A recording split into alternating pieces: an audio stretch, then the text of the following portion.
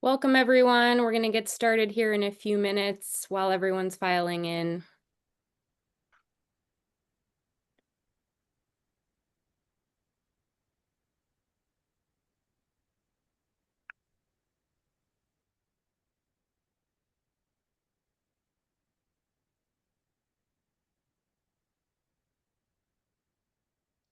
Welcome, everyone. We're going to get started here in just a minute or two. We're going to let the Zoom fully allow all the participants in.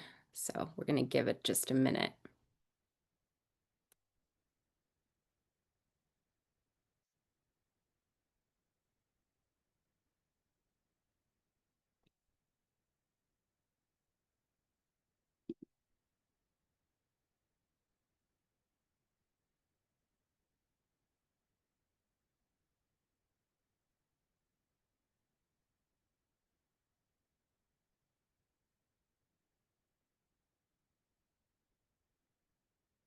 Welcome, everyone. I'm going to get started here in just about a minute while everyone's going to give a chance for everyone to file in.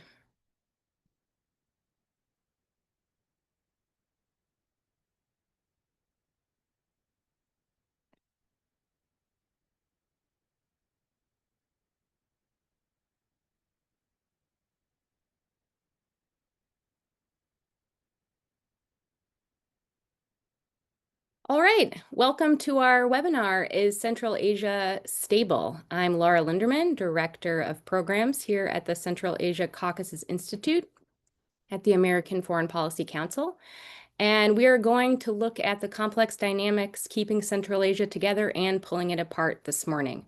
We'll be examining Russian and Chinese influence, economic vulnerabilities, the role of security services and extremist threats, and results and resilience following the violent outbreaks in 2022. So we encourage all of you to take a look at Central Asia-Caucasus Institute's new Silk Road paper written by Dr. Svante Cornell here on the panel, titled Is Central Asia Stable? Conflicts, Risks, and Drivers of Instability. You can find that on our Substack, which we encourage you to subscribe to. That's the Central Asia-Caucasus Institute Substack. You can also find it on our website, silkroadstudies.org. Before I introduce our speakers and get the webinar started, just a few notes of housekeeping.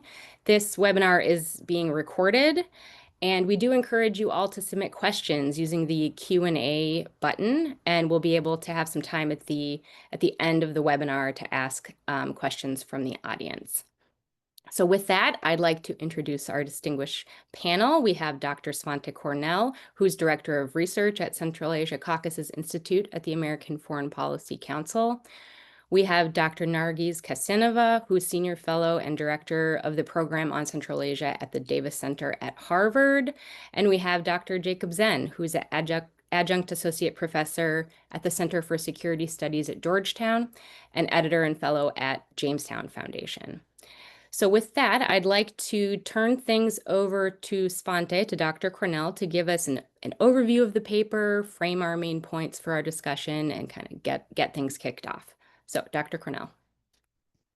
Thank you very much, Laura. And it's wonderful to have our friends of the Institute, Nargis and Jacob, with us as well. I'm looking forward to a discussion on this topic. So the idea behind this paper started really sometime in 2023, really on the basis of what we'd seen the previous year. Now, Central Asia has been relatively stable compared to most regions. We have our institute, of course, also works on the South Caucasus, which of course has been much more plagued by conflict than Central Asia has. But in 2022, we had actually 4 episodes of violence in Central Asia that really raised the question whether Central Asia is stable, which is the title of the paper, of course. I'm not going to go into the details of the different episodes. We don't have time for that, and they're all in the paper. But very briefly, in January of 22, we had the riots that began in western Kazakhstan and spread to Almaty, where they were rapidly, in a way, hijacked and turned violent. We had in May in Tajikistan a government crackdown on the in Gorno-Badakhshan, which is an autonomous part of Tajikistan in the Pamir Mountains. In July, there were large protests in Karakal, Pakistan, another autonomous province in western Uzbekistan, that were also basically there was a crackdown on those protests as well. In September, there was the biggest flare-up of the border conflict between Kyrgyzstan and Tajikistan. And of course, since then, we really haven't had very much in terms of larger violent episodes in Central Asia. So in a way, in 2023, you look back and this seemed very complicated. Seemed like there was a lot of violent potential in the region. In the years that have passed, we really haven't seen that much. That really raises a question: what was it we witnessed during 2022? Was it a fluke? Were there coincidences that all these things happened at once? Was it the result of the COVID, pressure that were released after the COVID lockdowns and pandemic of the years past? Or you could even ask the question, was this a kind of a canary in a coal mine about in terms of there being a reservoir, if you will, of vulnerability to conflict and instability in Central Asia that we saw a brief glimpse of. Obviously, 2022 wasn't the first time that we've had episodes of violence in Central Asia. Obviously, there have been others. The major one that really was a formative one for Central Asia in the immediate post-Soviet period was the civil war in Tajikistan, which really affected not just Tajikistan, but the entire region, and I would say to a certain extent formed a lot of the political systems of Central Asia. Approaches to religion in Central Asia and many other things were affected by the civil war in Tajikistan. Obviously, also in Kyrgyzstan, we've had several episodes of violence, both at least on 2 to 3 occasions, overthrows of the government and changes of power in revolutionary ways. And one of those also was followed in 2010 by interethnic violence between Uzbeks and Kyrgyz in the south of Kyrgyzstan. But I think it's important in the context of this discussion to mention what has not happened in Central Asia, and that is several things. Large interstate conflict is not something we've seen in Central Asia. The foreign-sponsored type of separatism that you've seen in the South Caucasus and in Ukraine has not been a problem in Central Asia. Military coups, which happen a lot if you look at other post-colonial countries, have been very frequent in Asia, Africa, Latin America, has not been something we've seen in Central Asia. And in spite of dire fears being, promoted in the late 1990s, there's been no large-scale Islamist militancy in Central Asia either. So, looking into these episodes of violence, I think it's important also to note that they were not of one type. They were very different from one another. There was one conflict between two states, border conflict, classical interstate conflict, if you will, between Kyrgyzstan and Tajikistan that, at least for the time being, seems to have been resolved in terms of border delimitation relatively recently. The other 3 episodes were, if you will, internal conflicts, but even those had different aspects. In Kazakhstan, I think we can best classify it as a conflict over power, over government. And in the cases of both Uzbekistan and Tajikistan, I think the best way to classify, if you will, these episodes of violence is to talk about, center-periphery relations. We saw violence that featured an element of separatist sentiments and a struggle between center and periphery, both in the case of Gorno-Badakhshan and Karakal, Pakistan. In Gorno-Badakhshan, the government violently sought to stomp out influential local power brokers. Whereas in Karakal, Pakistan, I would say that this was more a result of a unforced error, if you will, by the government of Uzbekistan, which proposed a new constitution that would take away some of the local autonomy of Karakal, Pakistan, which triggered violent protests. So these were all very different types of conflict, so you can't really say that they were, in a way, examples of the same thing. But nevertheless, they raise the question about the vulnerability of Central Asian states to conflict, and obviously this is a broader question that we can that have been discussed in the past, and often there have been alarmism about the immediate risks of destabilization and conflict in Central Asia, which is not something we want to be part of, if you will. But still, I think it's important to have a more measured discussion about what these risk factors of vulnerability are. These are both internal and external. Internal to the region, obviously, I think the economic difficulties that the region has experienced in the past decade, starting off with the decline of oil prices a decade ago, the large-scale devaluations that happened in parts in several countries in the region, the lowering of living standards in some sense. That was followed by the region being squeezed by the economic warfare, if you will, between Western states and Russia. Some people in the region benefited from this in various ways if you were, re-exporting certain sanctioned goods to Russia and the like, but most of the people were not so lucky and were squeezed by the result of these sanctions. And of course, the economic consequences of the COVID pandemic were, of course, a part of this too. There are also less economic and more political aspects. I think everybody studying Central Asia is aware of what I would like to call the remarkable resistance to reform that post-Soviet institutions have shown. And the question really is how sustainable many of these government institutions are in the face of new communication technologies, an emergent post-Soviet generation that is much less politically passive than their parents and grandparents, and more prone to express their voice in various ways.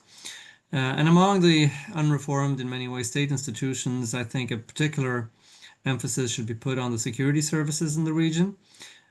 We've written a little bit about this in the Institute in the past, about how it's very clear that the security services are the most unreformed and often retrograde power centers themselves, as we saw in the case of Kazakhstan, with connections into both organized crime and Islamist militancy. And this is a pattern that you've seen across the region. And they, in one way or another, have been playing influential roles in most of the episodes of violence in the region. It was clear, although there is still a lot of debate about the events in Kazakhstan, who did what to who, if you will, that there was a problem in the security services and their role in amplifying and manipulating the protests. In the case of Tajikistan, obviously the security services were the ones implementing the crackdown in the region. In Uzbekistan, they were obviously central to the government response to the crisis as well. And clearly, in the case of Kyrgyzstan and Tajikistan, I think there's a lot that is not known about how those border conflicts erupted and were sustained, and especially since at many times it really seemed like this was not something that was planned necessarily from or directed from the top of the government, but something that happened at the initiative of people lower down in the chain of command, which raises a lot of questions about the military and the security services again. There are other factors that I think we can talk about, and we do in the paper, about how that aggravate the risk factors. Growing disparity between the states of the region, I think, is an important factor. Kazakhstan and Uzbekistan obviously are the larger states that are also the ones engaging in certain types of reform, whereas in some of the other smaller states of the region, this is not happening to the same extent. This increases both the political and economic disparity between how these states are run. The issue of malign role of Russian influence is something that absolutely is part of the equation. People who've studied the Caucasus know that there is obviously in these regions sometimes a tendency to blame the Russians for everything that happens, but there is also a lot of indications that Russians have been involved in fanning various types of instability that only really become clear many years after. The late Thomas Goltz, in one of the earlier articles about this in the early 1990s in Foreign Policy, this was with regard to the Armenia-Azerbaijan conflict, talked about there was no smoking gun, but there were bullet cases lying around everywhere in the region. And I think you can see similar things in several of the episodes that we're talking here, and it's very difficult to really know exactly how. But that's definitely an aspect that is very much present. In the interest of time, I'd like to move to the other side of the story, which is the mitigating factors, the fact that you can talk about these centrifugal patterns that are factors driving instability, but there are also a lot of efforts by regional states and also civil societies in Central Asia that are centripetal, that work towards greater stabilizing effect, if you will. One of those is obviously the reform efforts that I've mentioned. The fact that in at least Kazakhstan and Uzbekistan, and we've published a lot of this, these are not reforms that we see intended primarily to initiate some kind of immediate democratic transformation, but to change at least the Soviet era, relationship between society and state into one where states are more accountable and deliver services to government. That's definitely a plus. The regional cooperation efforts that we see across the region are definitely a big effort plus in terms of reducing conflicts between the states of the region, but also in improving economic opportunity through trade, both within Central Asia and between Central Asia and the rest of the world. And we can go into details about that too. But I think at the end of the day, I don't think there is a very conclusive takeaway other than the fact that on the one hand of the ledger, you have in general, a story coming out of Central Asia in the past decade that is very constructive with a lot of positive developments. But I think what happened particularly in 2022 is a reminder that there is still a vulnerability in Central Asia to both internal and external pressures that can have a destabilizing effect. And this balance, if you will, of the centripetal versus the centrifugal forces is one that in general I think is heading in the right direction, but we should not underestimate both the internal and particularly the external threats to stability in the region. And we pushing the balance of the constructive and positive forces forward is still a work in progress. I'd like to stop there, and hopefully we can hear from our panelists. Yeah, thanks so much, Svante, for that overview. It was very helpful. You mentioned the malign Russian influence, and so with that, I'm going to turn to Dr. Kassenova to give us a discussion on China. So we heard a bit about Russia, but how does China's influence reshape stability dynamics in Central Asia? And then also looking at interregional cooperation and the ways in which they are building stability. Can you talk about interregional cooperation and resilience against external shocks, or where that might not work as well?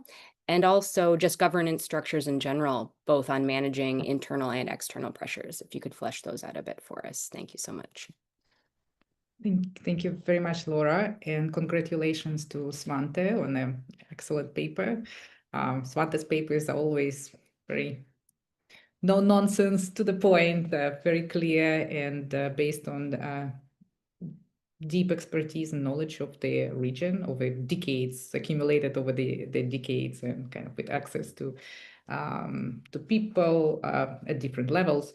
So it's an excellent paper, very thought-provoking. And now let me share some thoughts on China, interregional cooperation, and reforms and governance. First, China. Svante writes in the paper that China craves stability, and it is sort of a force for stability in the region, and that's the case. Compared to Russia, it's much more predictable. It has more gravitas. It has a kind of a longer strategic horizon. It focuses on sustainable solutions. It helps Central Asian states by providing security assistance, and it also kind of pushes for security through development. It is sort of supportive of regional cooperation in the sense that it fosters regional connectivity. So it's kind of, it is interested in stability in the region. It is the region in general. Kind of China likes order and stability, and it particularly needs stability, is interested in stability in Central Asia as the region adjacent to Xinjiang. Also, China helps, supports the kind of supports the sovereignty of Central Asian states, which is somewhat ironic given what it is doing in the Chinese part of Central Asia. But here it has been endorsing the sovereignty once again through helping to helping with development, to helping with connectivity. It is the country that did a lot, maybe most, in helping Central Asia to get unlocked, to reduce this kind of monopoly dominance on transit routes. So it's kind of has been doing this for the region, and in the aftermath of Russia's full-scale invasion of Ukraine, this role became even more important. This endorsement became even more important, and there is kind of this. We do see more leaning of Central Asian states toward China. So the kind of that's what's happening. That's what's happening now. Will this change down the road? Can we kind of imagine changes in the domestic environment or in the external environment where kind of it will contribute to tensions, destabilization in the region, and theoretically, I think we can imagine the emergence of some anti-Chinese force in the region, especially if it's kind of externally supported. But it seems to me it is unlikely. We do see. Well, China at the moment is not a big factor in domestic politics in Central Asia. It will be probably growing, given the growing presence of China in the region. But as we and there are anti-Chinese feelings, right? There are some anti-Chinese sentiments, and they are kind of fueled by some, I would think, external forces as well. So social media and all that. But we see that taking the example of Kyrgyzstan, that kind of the politicians can tap into these anti-Chinese sentiments and nationalist sentiments in general, but once they come to power, they adapt to the situation, right? Because China offers too many carrots. So basically, kind of then the rhetoric goes down, and kind of you will start working with China,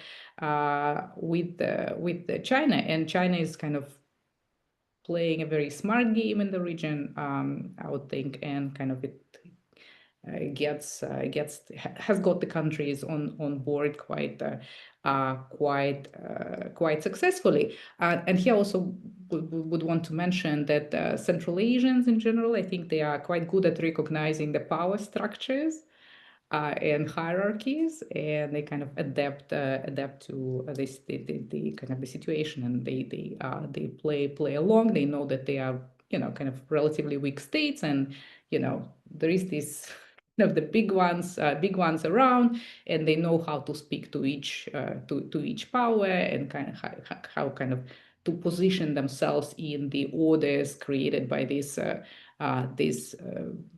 big power. So kind of I would say both China has been playing a kind of a smart, prudent game in the region, like managing Russia, relations with Russia, kind of increasing its influence without antagonizing Russia. But Central Asian states kind of have been also quite skillful in doing that. So together they've been managing kind of this this situation, this transition, I would say, of kind of.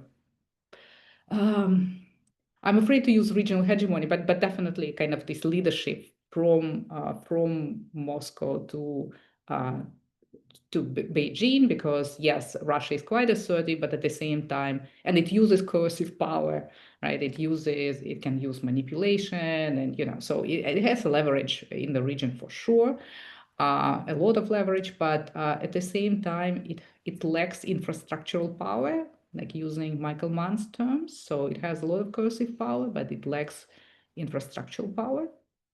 It wants spheres of influence, but what it wants to do with these spheres of influence, it cannot really well develop itself, not speaking of the peripheral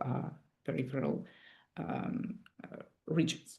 So, and I would think that if there will be some kind of anti-Chinese anti-Pax Sinica kind of rebellion in the future, I can't imagine. Maybe it's my lack of imagination, but I can't imagine Central Asia being kind of part of this. So it's just kind of China is just so central, so important, and we are a region adjacent to China. Now, the international kind of external environment, can there be changes? Now we know that, there's some sort of alliance, although it's not really, we know that the kind of between Russia and China, although we know that they don't trust each other, but it's sort of situational, kind of there is political expediency in working together. But there is a competition. Russia understands that kind of China is on the rise, they're not on the rise, right? And they do see the expansion of China in the region, in Central Asia, but also in South Caucasus, and I'm sure they don't like it. But on the one hand, I think at this point they still feel that their positions are strong in the region, that they have kind of the special relations with political elites, economically the elites.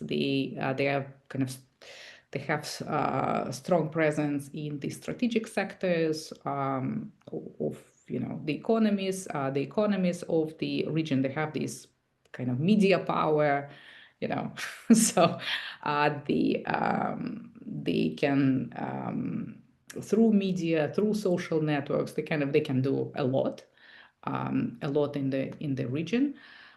This will be gradually changing, but I think for the kind of near future, they do have a lot of leverage. So I think they kind of feel at the moment strong enough. And also they kind of put themselves into a situation where they can't do much really, because they rely on China, they need China. We'll see how kind of this competition will be playing out. Let's see what will happen with the nuclear power project in Kazakhstan. Whether it will go to Rosatom, or kind of whether there have been some reporting lately that China also has a good chance kind of to get the bid, and what's gonna happen there. I think kind of really sector by sector we need to see what the dynamic is, but basically I think Russia put itself into a weak position vis-a-vis China. And in this sense, I think it would be kind of beneficial for Russia to have Central Asian states do their multi-vector foreign policy, right? So it's kind of it's more balancing among different actors rather than kind of more dichotomous. Kind of Russia versus China, China in the region. Svante mentioned the kind of the collateral damage for Central Asian countries as a result of the Russia-Ukraine war and Russia-West, this kind of animosity. The kind of what's going to happen between China and the West? We are all watching how it's unfolding, but I think to considerable degree it can be sustainable. And there can be certain benefits from being kind of this region in between, right? But at the same time, there might be a point after which it can be really tough, and it can be this collateral damage could be very, very substantial, and the gains kind of less and less, and actually, kind of the space for this, could close. So it would be to the benefit of Central Asian states to have room for maneuver there. My hope is that we're not the only region that is like that. So there are quite a few regions that don't want to be caught in the kind of, in this rivalry too much. They want to benefit from it, but they don't want to suffer from it. So so it's sort of a little bit like a non-aligned movement, the 0.2 or 0.3. So let's see what happens there. And I think kind of the US, there are limits to what they can do in the region as competitors, but also there is a need for their constructive role in the region, supporting the sovereignty, development, regional cooperation. And all that. Now, the intra-regional cooperation, I'm all like I'm a big supporter, and the fact I think that Svante made the kind of centripetal, centrifugal trend so kind of central to the framing of the whole discussion on stability. It's sort of indicative, right? That's the assumption. If we stick together, if it becomes a kind of more cohesive, functional region, that's good for stability and security in the region. I think the kind of I'm also very happy that Astana and Tashkent are getting along and kind of pushing this big project, and through smaller projects and so on. That's a great development, and I think now moving into the next level, start institutionalizing cooperation, I think would be a good thing, but done in a smart way. And I think one important facet would be promoting regional identity. We've been doing kind of our nation building projects, over the past 3 decades, and kind of doing the like national historical narratives, and with the some amount of myth making, and but I think it would be good to kind of focus on history of Central Asia, on Central Asian identity, what kind of makes us special as a region, and kind of kind of fostering more solidarity, and that would require more connections at different levels. It's good that the governments cooperate, but it's the kind of it's good to do this at different levels, and your institute have been doing it for a long time, and professors start, I don't know, deep more than anybody probably to this effect. And I think now it's the time, and there are still difficulties in kind of making cohesive discourses, right? About kind of, we still have some disagreements with each other. So that's something kind of, if we do it in a scientific way, kind of professional way, then I think that will be good. I mean, like historical narratives and shaping that. Now, the last question on governance structures and reforms. I'm not a big expert on reforms, but I think kind of it's clear that but the countries that are doing reforms, Kazakhstan, Uzbekistan, well, Kyrgyzstan is also, right, they are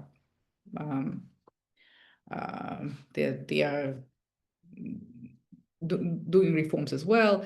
Kind of they do them because they understand that the current governance structures are not effective, and that's good that there is this realization, but the quality of reforms might be lacking.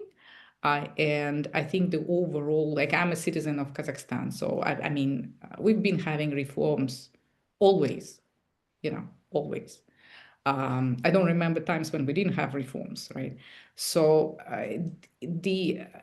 and you kind of jump from one strategy to another strategy and kind of without proper lessons learned. So I think kind of the overall directions, the goals of the reforms there, people endorse those the kind of the goals, but the way they implement it kind of should be improved if we want to have effective reforms, and somehow even within this kind of democratic kind of kind of terms, well in principle authoritarian systems kind of allow you for longer term, right? Should allow you for longer term, but we somehow, even without kind of having democratic mechanisms, we've been jumping, right? And like, why is that? Why kind of there is little consistency, and there are kind of this in jumps and starts. So I hope that we can do it in a more proper way, with more thinking ahead, kind of preparing the reforms better, not to be in a hurry, like so much in a hurry, and properly kind of drawing lessons and trying to select the best people, because in the end it's all the people, kind of they should be the right people. You can have a good program, but if you don't have the right people to do it, it will not work. So really kind of very careful picking of right people who would steer and kind of implement reforms. I think that's a big challenge. But at the same time, we do have educated people. We have kind of very, very capable people with a lot of kind of international experience. Maybe not the Soviet style, kind of when you have nomenclatura who was going through all the levels, and by the time they would reach there, they knew everything about the kind of the management system. There we don't have kind of enough of that, unfortunately. But basically, yes, reforms are needed clearly for the strengthening the sovereignty and stability of the countries. But I think kind of there is room for improvement. Yeah. Thank you so much for those remarks. Yeah, the devil is in the details there on implementation for sure. I'd like to turn it over to Dr. Zenn now to look at maybe some potential other threats, such as extremist threats to regional stability and specific patterns of radicalization or foreign fighter activity. And along with that, there's actually an audience question that already relates to you, Jacob, from Saudat Kassenova, who says, is it possible that Khalimov, one of the leaders in Syria, will want to influence the policy in his homeland of Tajikistan? And it's fairly specific, but I know you're going to touch on Syria potentially as well. So maybe you could give us your thoughts. Well, thank you, Laura, and the co-panelists and the Institute for inviting me to speak today. The Institute has been at the forefront of analysis of Central Asia for a long time now, and I think the track record of the Institute has shown very accurate over this extended period of time. In the past, when we would talk about security or terrorism threats or radicalization in Central Asia, there was usually a whole host of acronyms of organizations like the IMU and IJU and break-off groups to focus on. But today, I think the main risks that Central Asian countries would see is really from IS Khorasan province in Afghanistan and the Pakistan border region, as well as from Syria.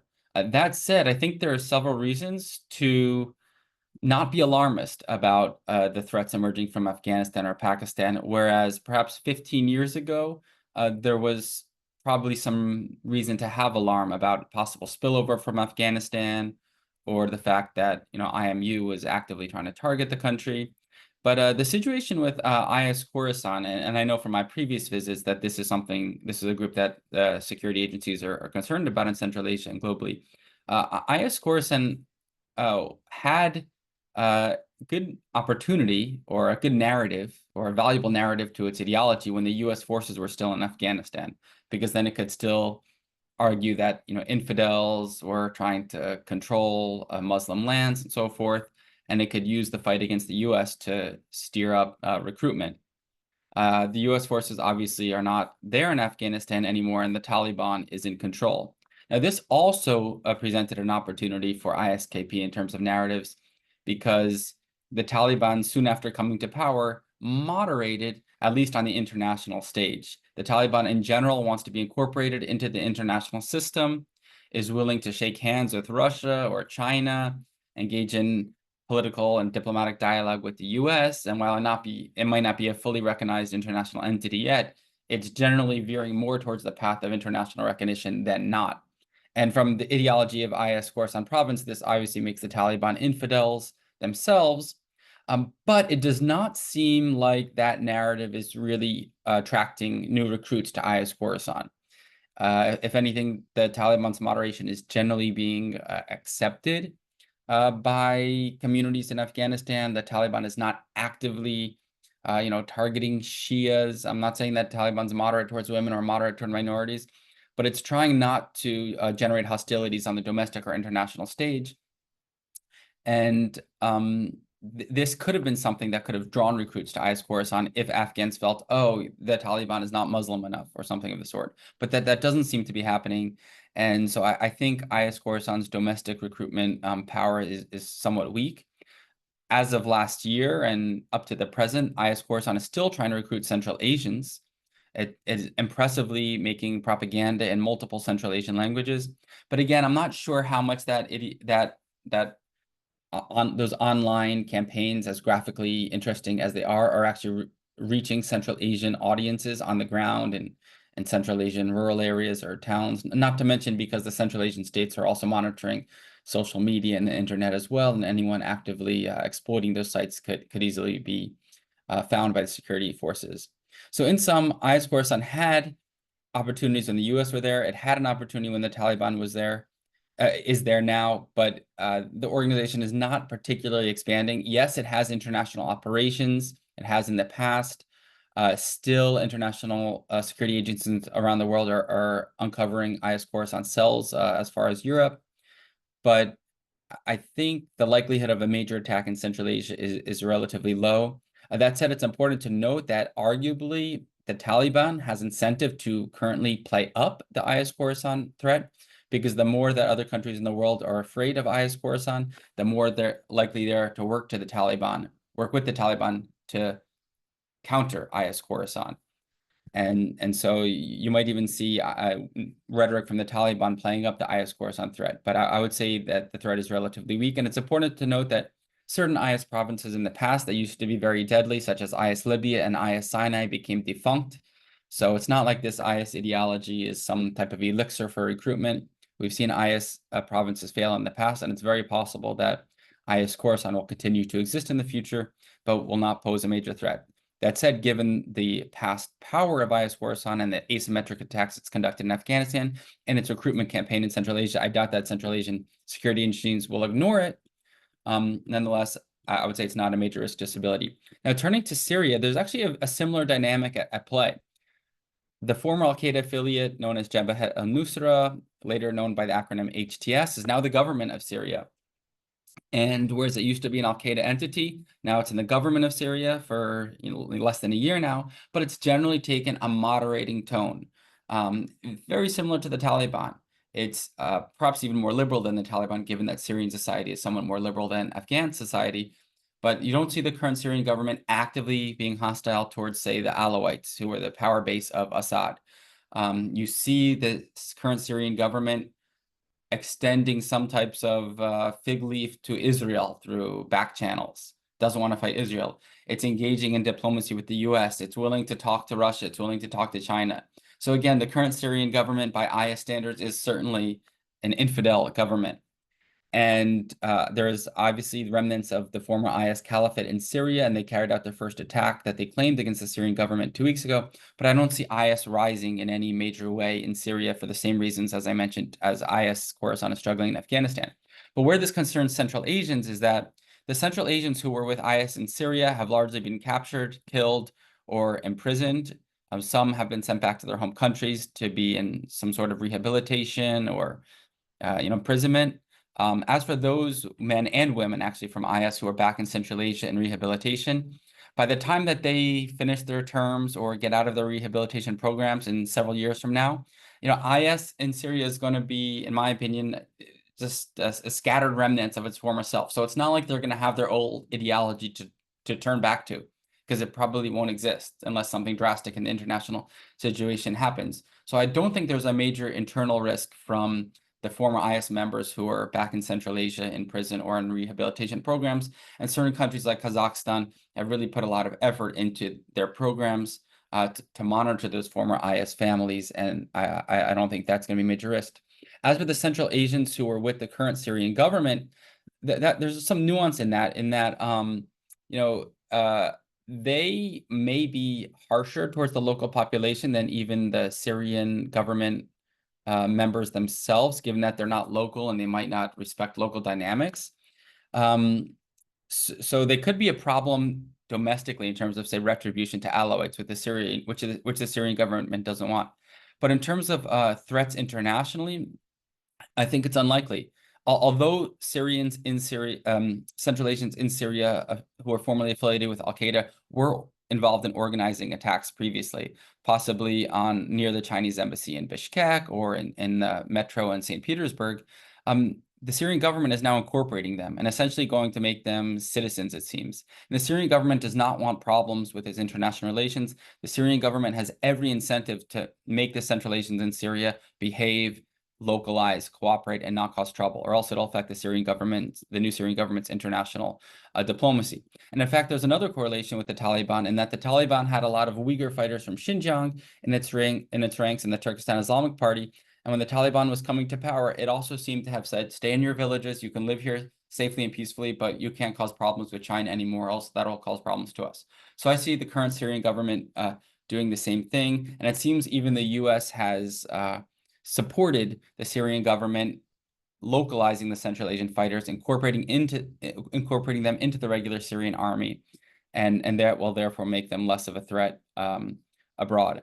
And if you just touch on other situations around the region, there have obviously been Central Asians who have gone to Ukraine. Some have been fighting with the Russian forces. Central Asian governments now have a lot of experience dealing with foreign fighters from the Syria and Afghan experiences, and they're definitely watching Central Asians in Russia. I don't necessarily think they will come back to Central Asia and carry out attacks, but either way, Central Asian countries do not want that. But I do think the intelligence agencies are monitoring that and aware of preventing any blowback from that. And there might be Central Asian migrants in Russia who are still radicalized and due to xenophobia, but they don't really have a radical militant network to return to in Central Asia to implement attacks for the reasons that I mentioned before. So I don't necessarily see that causing attacks in the future.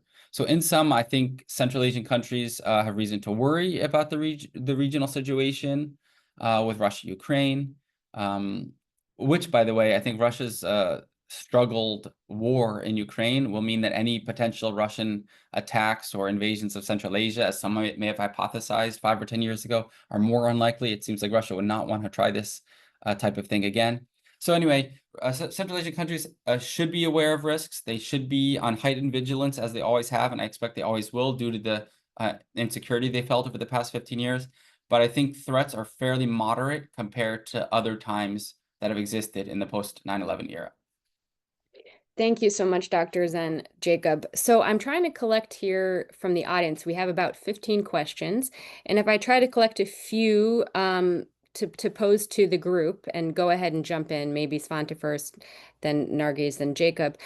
We have 3 questions related to internal stability on the role of remittances from Russia and any issue there. Informal power brokers, and I'll read these specifically. The role of security services and other internal power fights, as was the issue with Kazakhstan, and water insecurity. So to quickly read the questions. The crisis in Kazakhstan is a clear indication of danger that informal power brokers continue to passively or actively resist gradual institutionalization of power in the hands of formal political authorities? How strong is this trend in other Central Asian states? We've got a question about how water insecurity might impact the stability of governments, and also the role of external actors such as Afghanistan. And the question on economic and political impact of Russian restrictions on migrant workers, given the remittances are a highly significant part of the country's national income, for instance, Tajikistan being 32% of GDP. And I will just put those in the Q&A if you'd like to read them. So internal instability drivers. I don't know, Svante, if you want to comment. Yes, I mean, I think the migrant workers thing is obviously one that is very much felt, and that's mainly because, I guess, of three things. First, the Russians being able to blackmail states that are going to suddenly deport, thousands of people, make remittances more difficult. That's the first one. That's one that led countries like Kyrgyzstan to have agreements, structured agreements within the Eurasian Economic Union with Russia.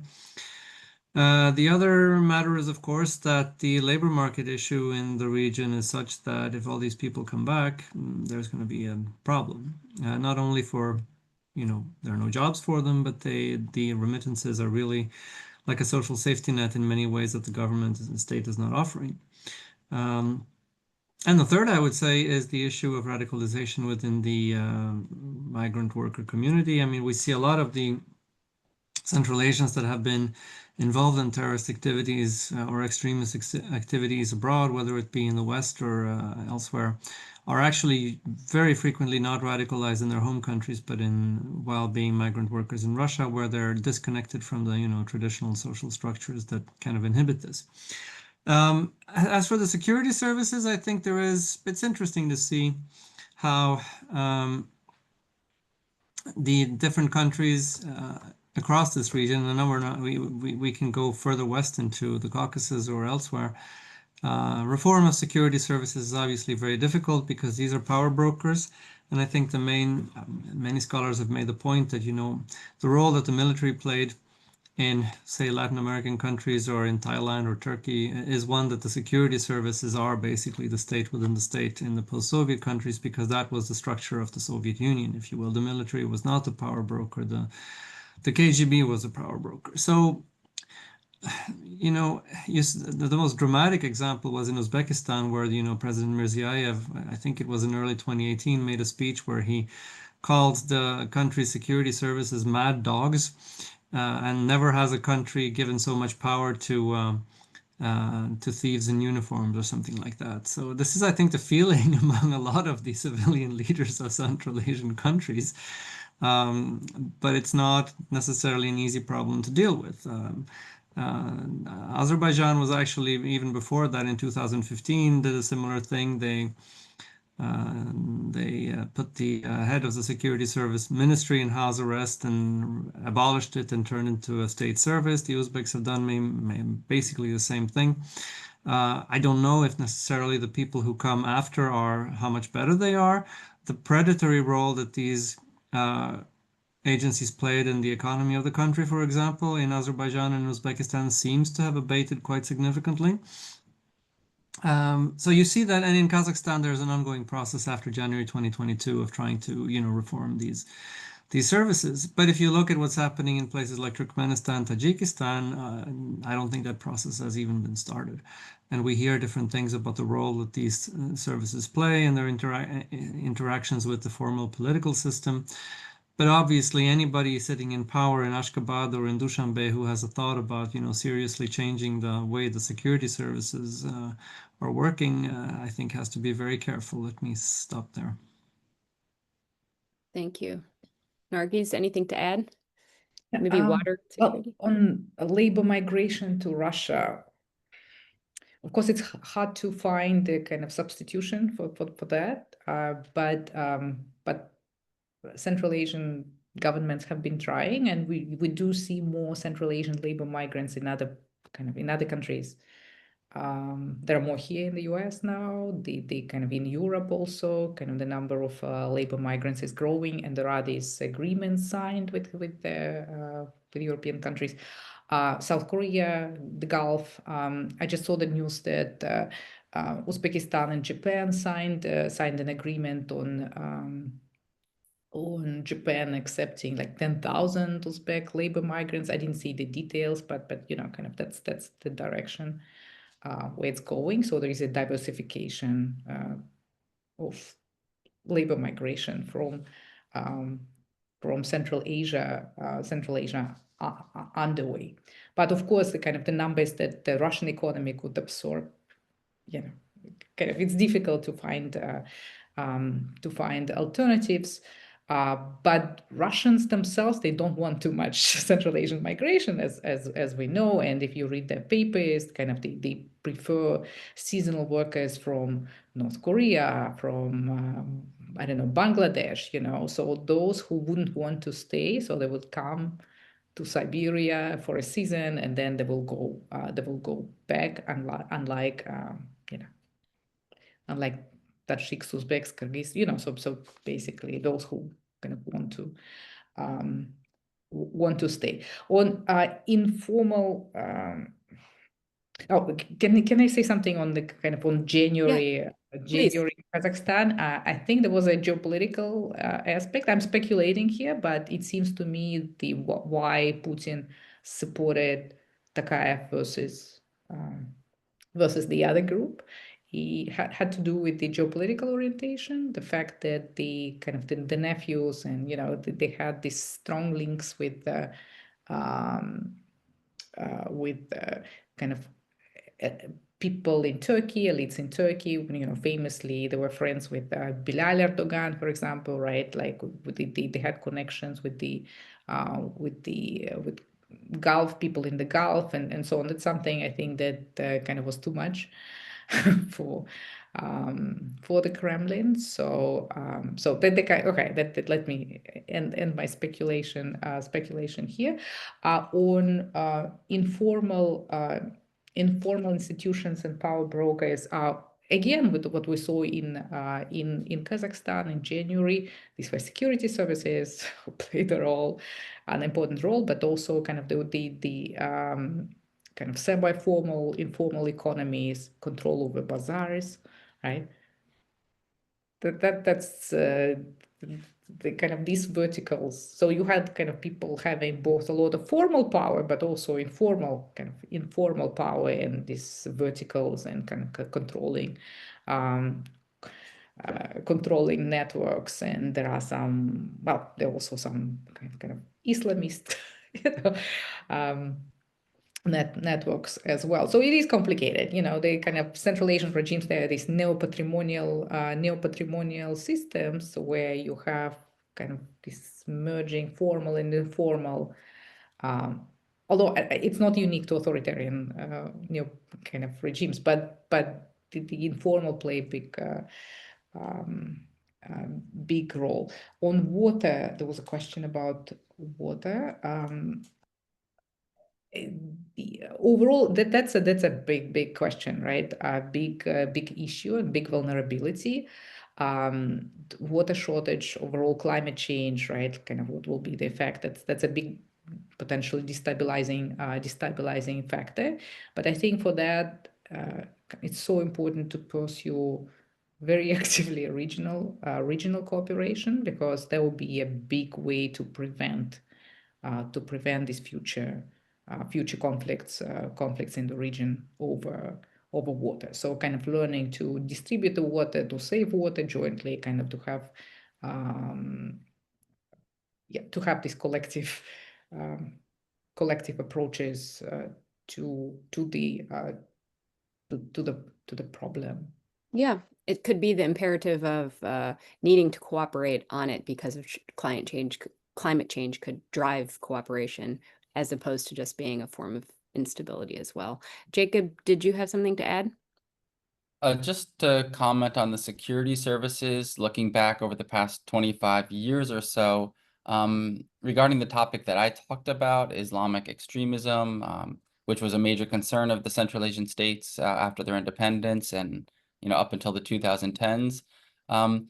They seem to have successfully addressed that issue in that Central Asia has had far less attacks than Southeast Asia, certainly West Africa, certainly the Middle East. I mean, it's perhaps had fewer attacks than even Europe in the past 15 years. Did it come at certain costs in terms of freedom of religion? Probably, but particularly amongst Salafism or that branch of Islam, because the security services in the state correctly assessed that the strain of jihadism that exists in the post 9/11 space was channeled through this Salafi branch of Islam or Salafi interpretation of Islam.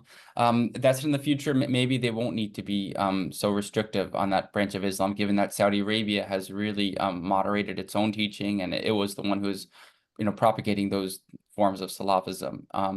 So perhaps it was sort of some medicine that the region had to swallow that was bitter, but it did, I think, keep them more or less at bay for the past 25 years. And now, as I think the other panelists have addressed, it may be time for the security services to reform, not in light of the jihadist issues, but because unless they reform, there's going to be other types of power structures and that will be affected, and the countries won't be able to develop properly without other types of reform.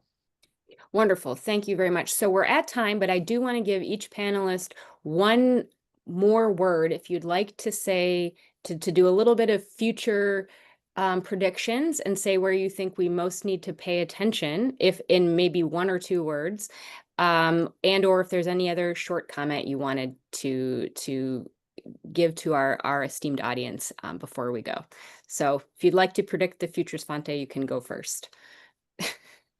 No, I've learned not to do that. Okay, great. Nargis?